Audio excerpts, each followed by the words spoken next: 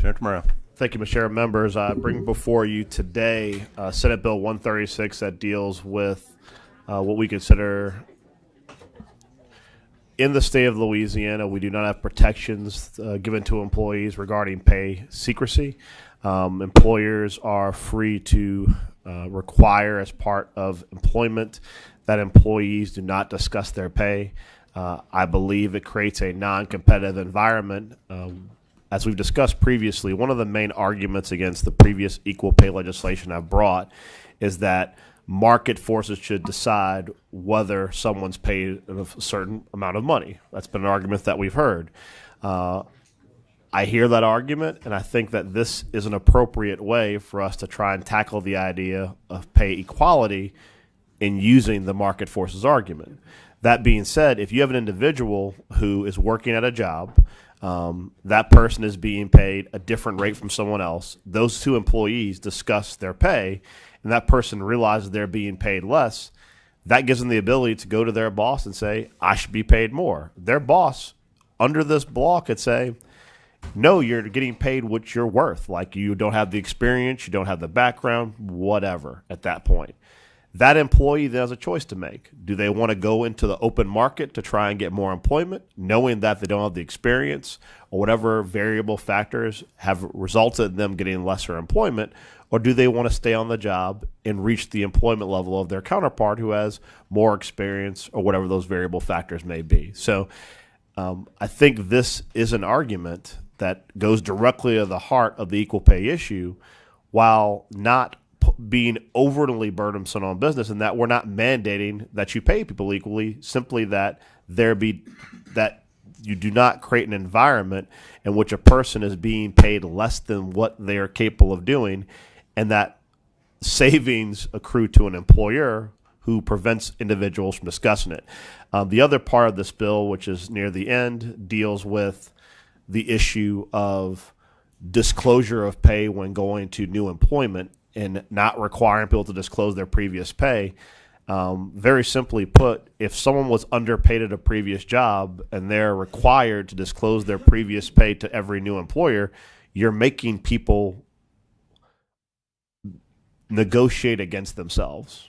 Because obviously the future employer has the benefit of the fact they were underpaid, and they basically have to try and bid themselves up rather than looking at the job, what the job pays, and whether the person is qualified. Because obviously, in most cases, if you're advertising for a job, then the pay is listed on it, and that person can pursue that job or not.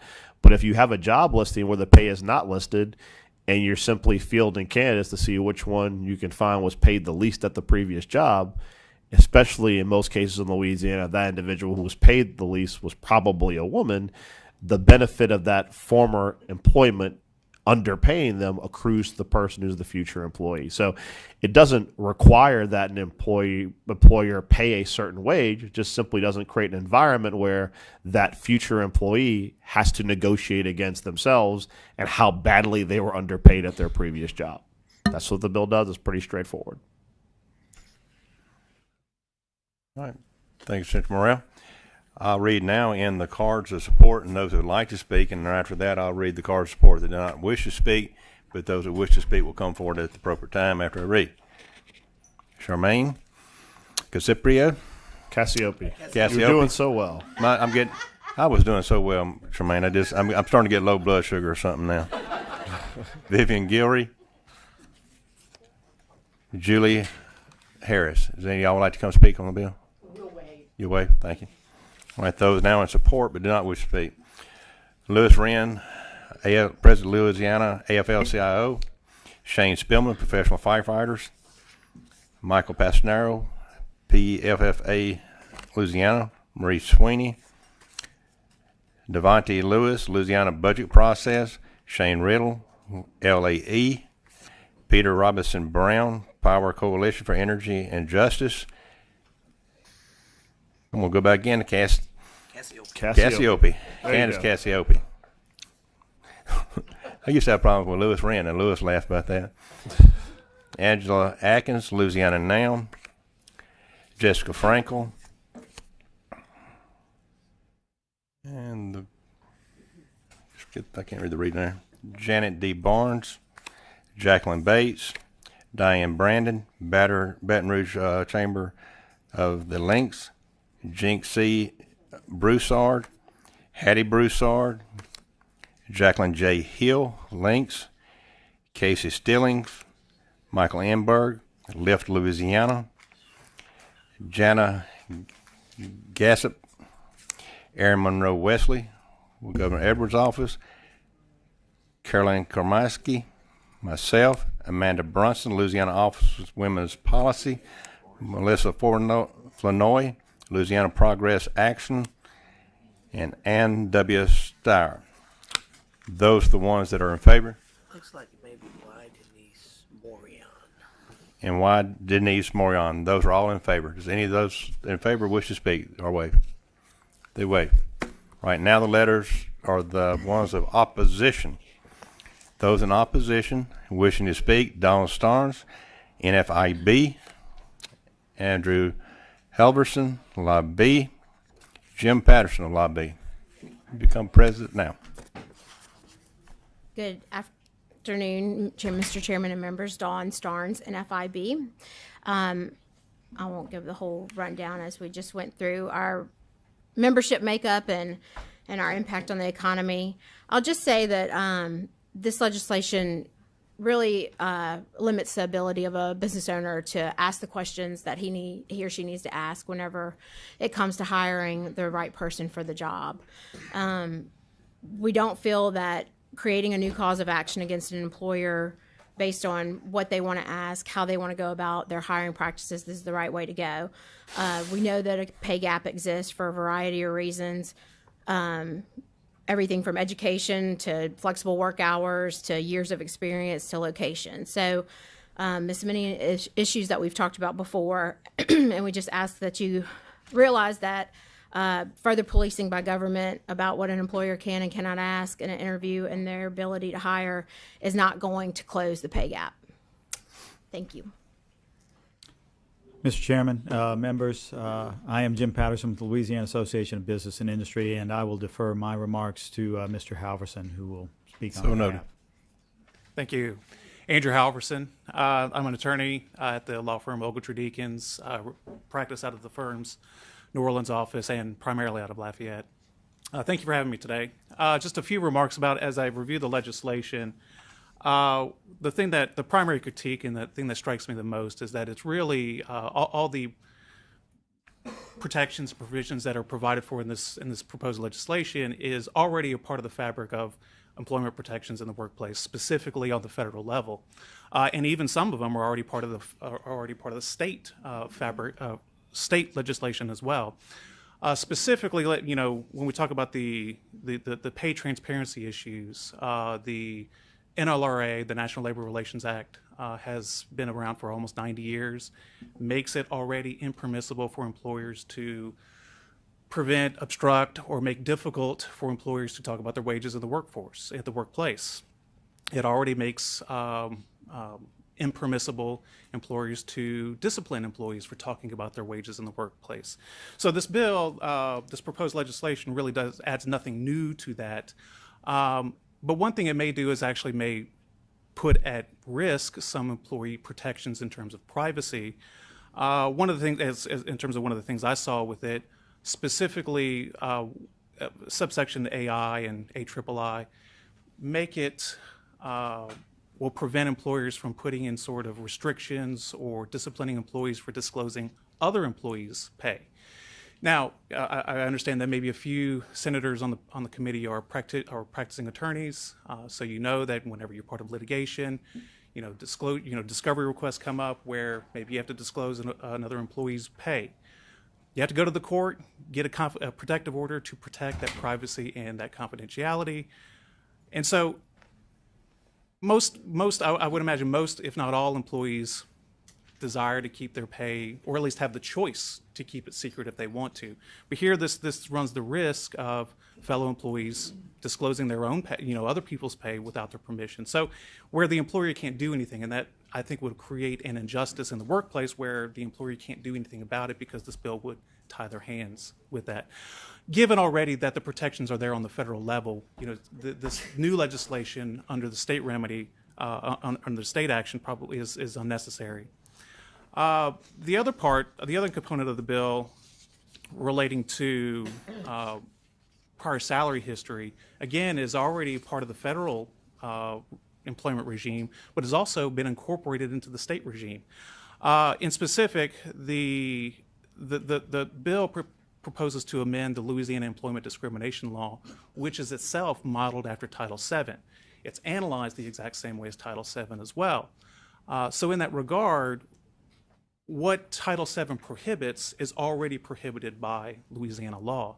And under Title VII, while you can have a prior salary history as a non-discriminatory, legitimate business reason to have a pay disparity, it still does not absolve an employer completely, because at the end of the day, the employee could prove that, well, that may be your stated business reason, but you're really acting in a discriminatory fashion. So my point is that Title VII already remedies the situation that the Senate bill seeks to also add on to. And the Title VII remedies and analysis is already incorporated into current state law under the Louisiana Employment Discrimination Law. So in that regard, it's just yet another layer of probably unnecessary at this moment. Senator Johnson. I'm going to wait for Senator Morrell. You know, All right, Senator Carter. same, sir.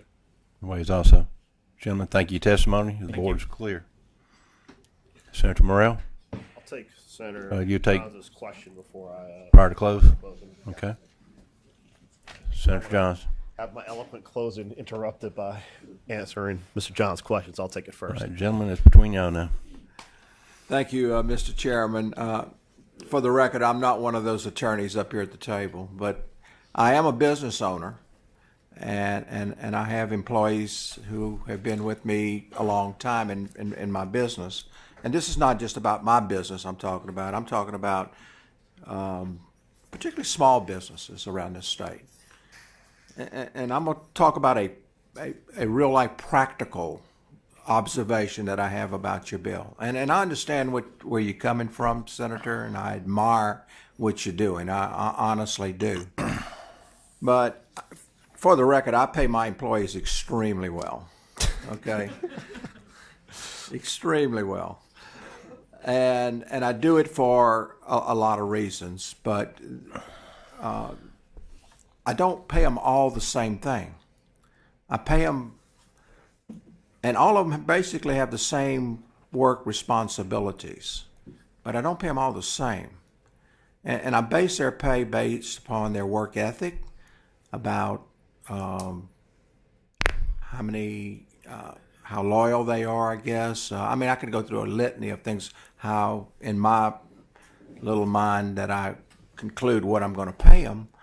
But the problem that I see is that everybody in that office starts sharing this information. I'm forcing them, or I'm not forcing them, but if they start sharing all that information, there's no way in the world that I'm going to convince employee A that she is not as good as employee B when in fact she's not.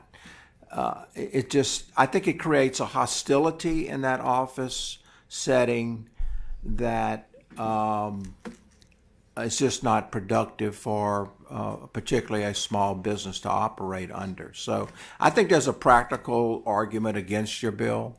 While I admire what you're trying to do, I honestly do, and I'm all for pay equity. I voted for it. You know it. I presented your bill in committee for you when your wife was giving birth to your child. You did.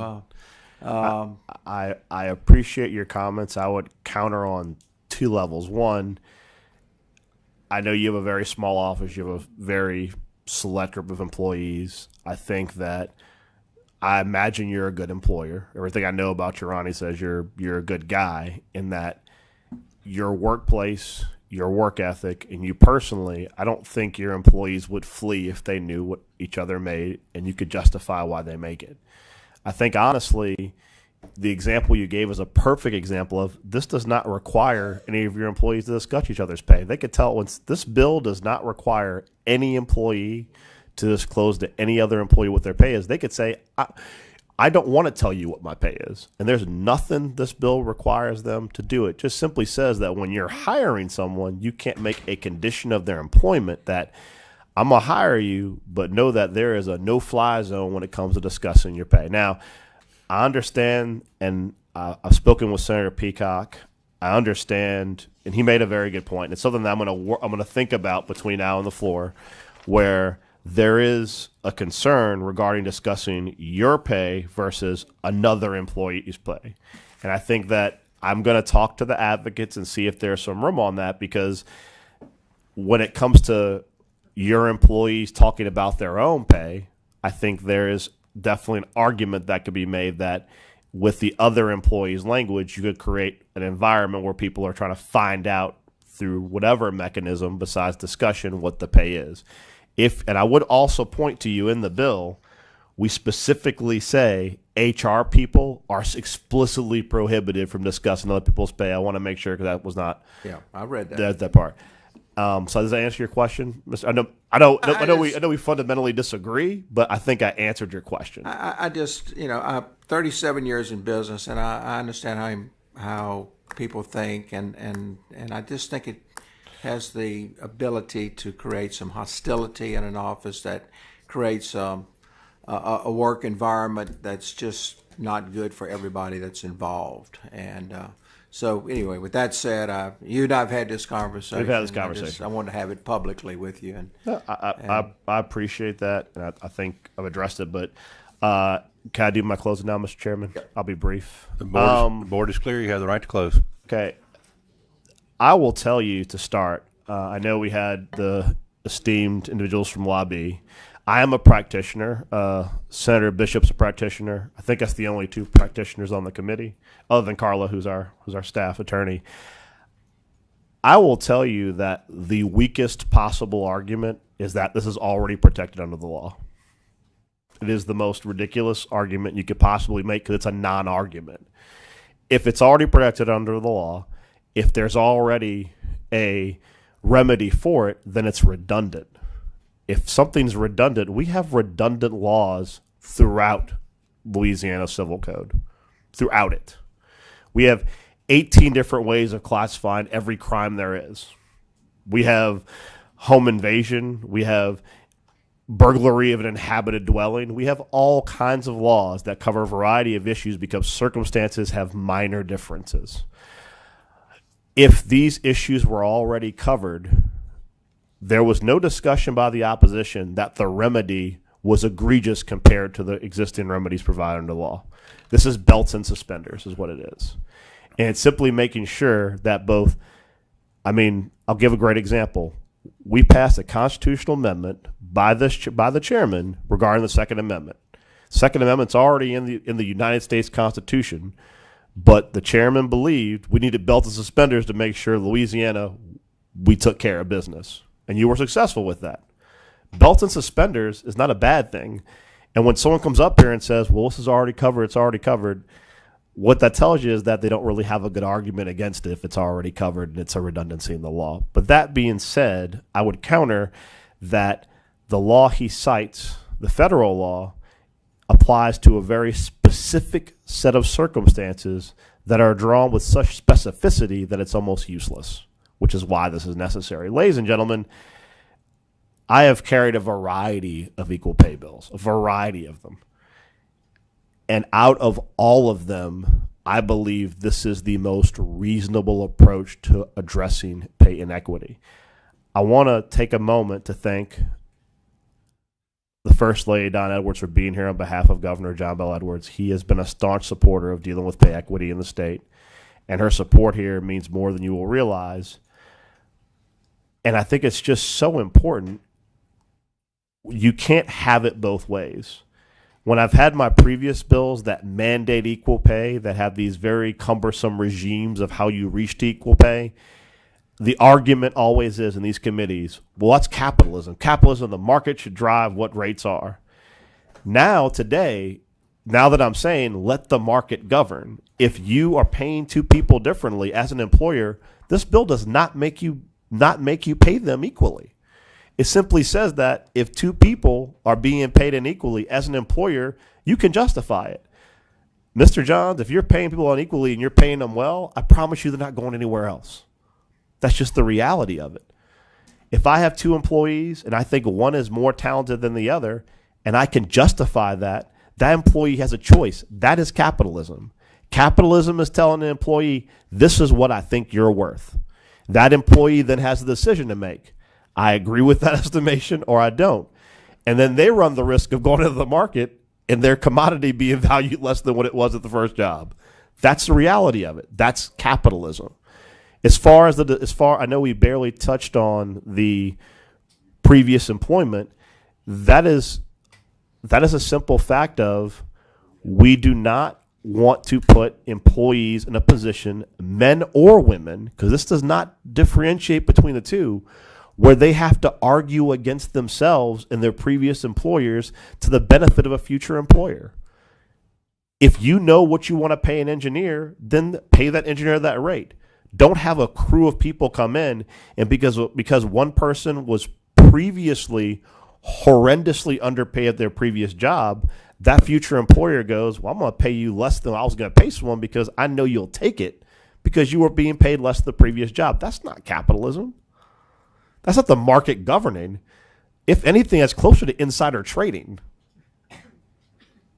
Because if you already know what the cheat sheet is and the person has no means of responding, you're rigging the system in favor of yourself. So if we're going to talk about capitalism as a mechanism of driving wages, people should know what they're worth and should be able to argue that worth when they go seek future employment. It's that simple. With that, I close, Mr. Chairman. Senator Barrow, the gentleman has closed. Do you have a motion? Yes, sir, I do. And I would like to move favorably.